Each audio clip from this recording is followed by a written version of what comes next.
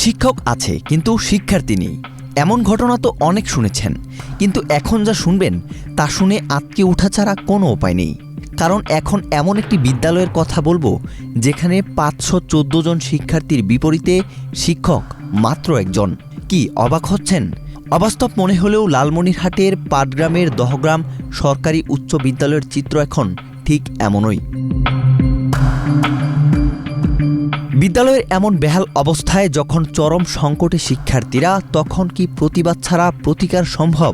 তাই শিক্ষার্থীরা ক্লাস বর্জন করে বেছে নিয়েছেন বিক্ষোভ ও সড়ক অবরোধের পথ। টানা 3 দিন ধরে তারা দহগ্রাম পাটগ্রাম আঞ্চলিক সড়ক অবরোধ করে ঘণ্টার পর ঘণ্টা শিক্ষক নিয়োগের দাবিতে বিক্ষোভ করছেন। RICL TMX, যুগের পর যুগ স্থাপনা থাকে মজবুত। বিদ্যালয়টিতে তীব্র শিক্ষক সংকটের কারণে পাঠদান, পরীক্ষা, খাতা মূল্যায়ন এবং প্রশাসনিক কার্যক্রম মারাত্মকভাবে ব্যাহত হচ্ছে। সবচেয়ে বেশি ক্ষতির মুখে পড়েছে SSC পরীক্ষার্থীরা। জানা যায় 1975 সালে প্রতিষ্ঠিত বিদ্যালয়টি 2013 সালে সরকারি হলেও প্রয়োজন অনুযায়ী শিক্ষক পদায়ন করা হয়নি। বদলি ও অবসরের কারণে একের পর এক পদ শূন্য হলেও দীর্ঘদিন ধরে সেগুলো পূরণ করা হয়নি। আমরা ক্লাস বাদ দিয়ে আন্দোলন নামছে শিক্ষকের জন্য। মূলত আমরা এখানে 2 দিন থেকে আন্দোলন করলাম, গত 2 দিন আন্দোলন করেছি, কোনো ধরনের সাড়া পাইনি। সেই কারণে আজকে আমরা আরো তীব্র আন্দোলনে নেমেছি। আমরা যতক্ষণ পর্যন্ত আমাদের বারবার আশ্বাস দিচ্ছে শুধু যে শিক্ষক দিবে, কিন্তু আজ পর্যন্ত কোনো ধরনের শিক্ষক আমাদের বিদ্যালয়ে আসেনি। সেই জন্য আমরা এই আন্দোলনে নেমেছি। যতক্ষণ পর্যন্ত আমাদের এখানে শিক্ষক আসবে না ততক্ষণ পর্যন্ত আমরা আন্দোলন করব। এখন আমরা 2 দিন আন্দোলন করার পরে আমাদের কোনো সংশ্লিষ্ট কর্তৃপক্ষ আমাদের সাথে এখনো কথা বলে নাই, কোনো ধরনের পদক্ষেপ নেয়নি। আমাদের কি তিনি কোনো মানুষ মনে করেন না? আমরা এখানে নেমেছি, এখানে শিক্ষক না নেওয়া পর্যন্ত আমরা এখান থেকে নড়বো না। আমরা আন্দোলন করবো, দরকার পড়লে আমরা আরো তীব্র আন্দোলন নামবো, তা আমরা শিক্ষক ছাড়া যাবো না। আজ আমরা কোনো ব্যক্তির বিরুদ্ধে নয়, আমরা আমাদের অধিকার, ন্যায্য অধিকার, শিক্ষার অধিকার আদায়ের জন্য এসেছি। প্রশ্ন করতে চাই, একটি সরকারি উচ্চ বিদ্যালয়ে যদি পর্যাপ্ত শিক্ষক না থাকে তাহলে শিক্ষার্থীরা কিভাবে মানসম্মত শিক্ষা পাবে, কিভাবে তাদের ভবিষ্যৎ গড়ে তুলবে? আমি মনে করি বর্তমান যে পরিস্থিতি চলতেছে এই পরিস্থিতি অবসান ঘটানোর জন্য দ্রুত শিক্ষা মন্ত্রণালয় থেকে এর সাথে সংশ্লিষ্ট সবারই কাজ করা উচিত।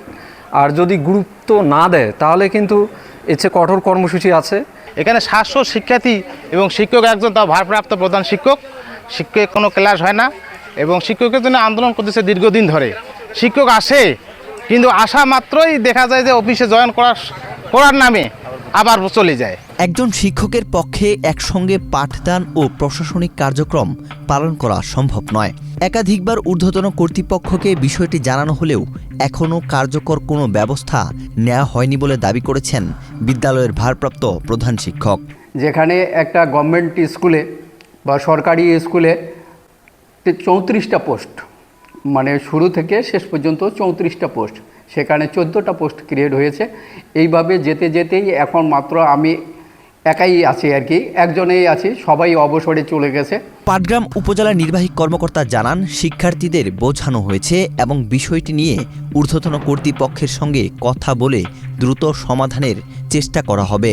প্রধান শিক্ষকের সাথে আলোচনা হয়েছে, ওনাকে বলা হয়েছিল যে উনি একটা চিঠি ইস্যু করবেন মাধ্যমিক উচ্চ শিক্ষা বিভাগে, যেন এখানে শিক্ষক জরুরি ভিত্তিতে পদায়ন করা হয়।